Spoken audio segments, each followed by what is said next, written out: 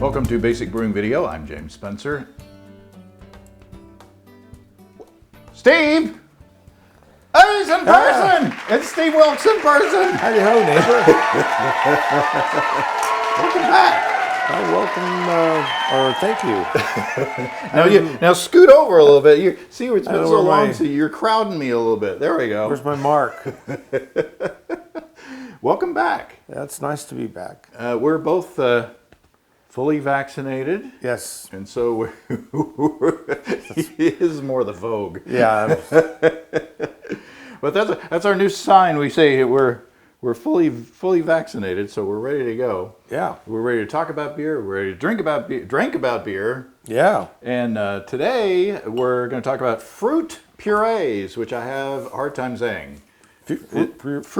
Now I can't say it. It's like toy boat or a New York, unique New York. You can't say it.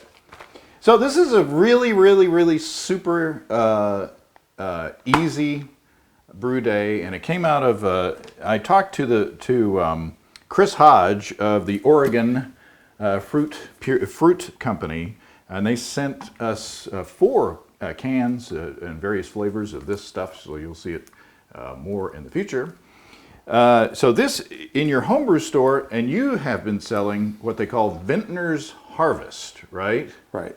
Well, that brand is going away. That's right. And on your homebrew store shelves, you're going to start seeing this, the Oregon fruit label, and you recognize them. We've used their products before in the little cans in previous shows. The pie filling stuff. Right. So anyway, that's what this is all about, is using this. And I've been talking to people about adding fruit puree into the keg, into the serving vessel, Yeah. and not fermenting it. Right. So it's something a lot different today. So what I wanted to do was a really simple, easy, delicious beer to put this fruit puree in. So I started off. This is a no-boil extract beer, which we've done before on the show. Nice. So I started off with 5 gallons or 19 liters of water in my electric brewing system from highdgravitybrew.com. And into that, I put, as the water was warming up, I put in 6 pounds or 2.7 kilograms of Pilsen Light dry malt extract. And you don't want to wait until it boils to do that, because then you'll get a boil-over. So as the water was warming up, I added the extract, and then just as it hit the boiling point, it just started to bubble, I added in 6 ounces or 170 grams of Centennial hops, and I let it sit there for 10 minutes to do a 10-minute hop stand. I shut off the heat while it was happening. So it's essentially like a big old hop sampler, which is what we've been doing on the audio show. So I chilled that down and pitched Imperial A38 juice. And it fermented, started out at 1053, ended up at 1010 for an ABV of 5.6%. But after 5 days, it took 5 days to ferment, I put a can of pineapple puree into the keg and racked the beer on top of it. And boy, that keg was full at the, at the end of it.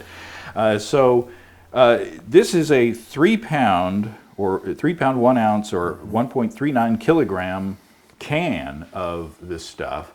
And I measured it out, and it's about 6 cups liquid or 1.5 liters. And you're not getting any additional alcohol from this because it's refrigerated, so the yeast doesn't have a chance to work. Now, the first couple of pours out of the keg were pretty gloppy, I bet. but tasty.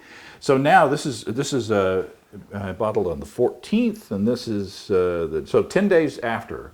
And I've been pulling a pint every now and then. So let's see what you think about this.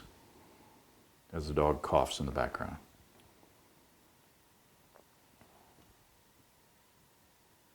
That's very good. That's really good.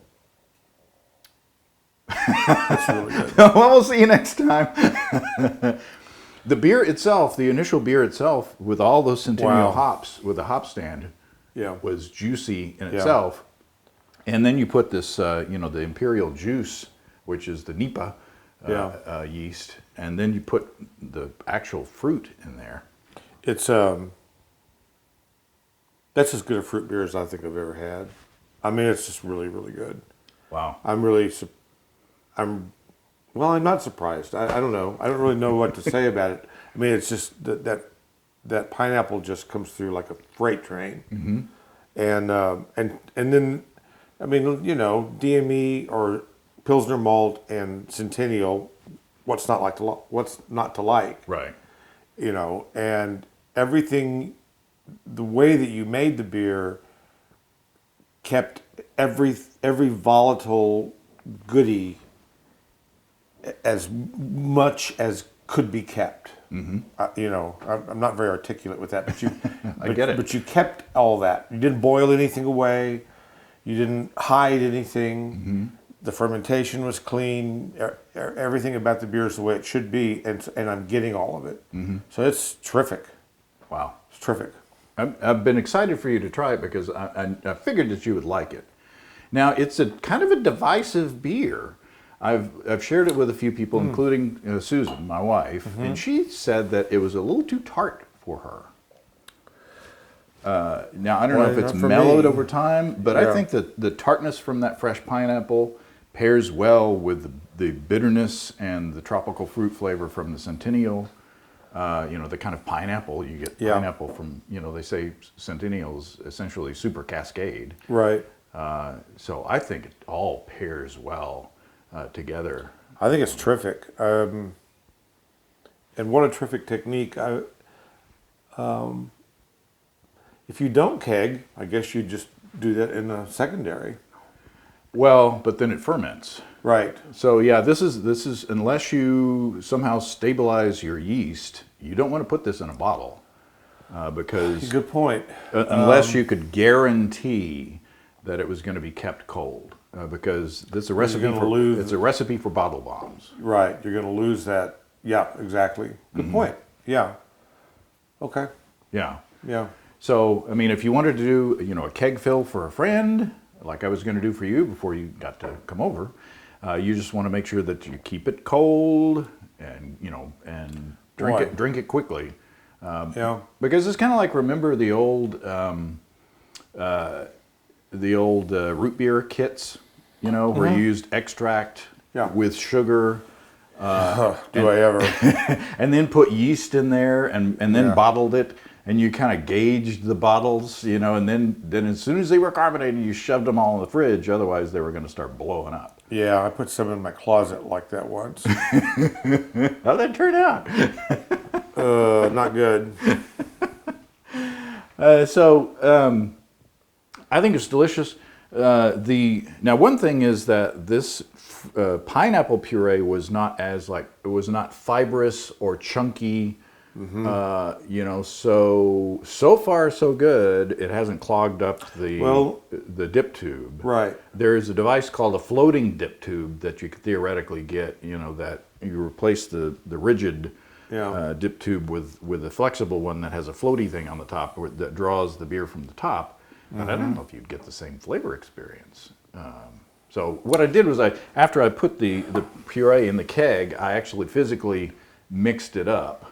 And then the next day I did that again, just to make sure that puree had as good of a chance to integrate. So I'm happy and I'm excited. I've got like 3 more flavors. This is dark sweet cherry, and I'm thinking of putting like a Belgian brown ale. Yeah. And then put it on there. Using this. Terrific technique. To maybe taste like one of our favorite beers from Wisconsin. Oh, maybe? yeah. So. My goodness. That's just, I have people ask me about doing this, customers, and they're trying to capture that really fresh fruit flavor, and they'll say, well, can I put it in the keg?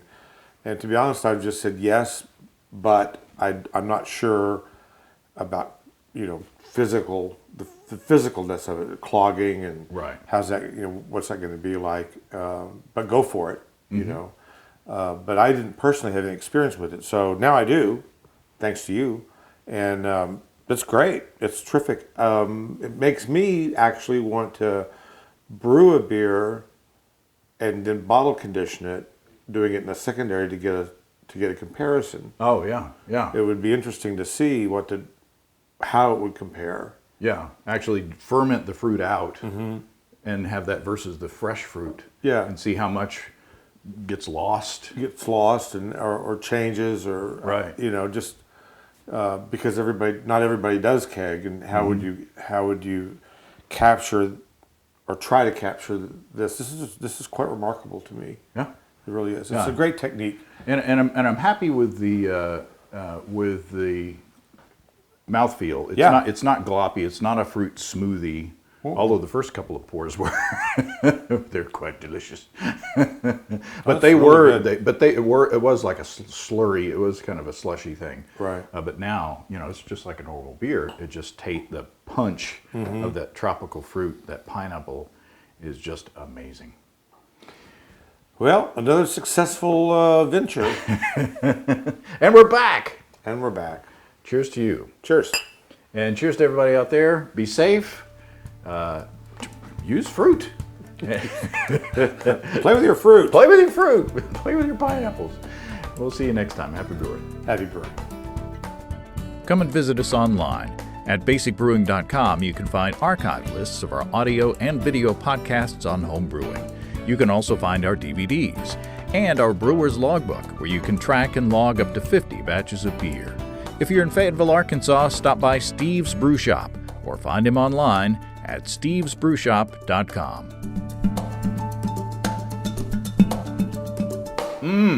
That's very, very good. Oh, man. You put some fruit on the side of the thing? Yeah, a little tiki umbrella. You got a luau.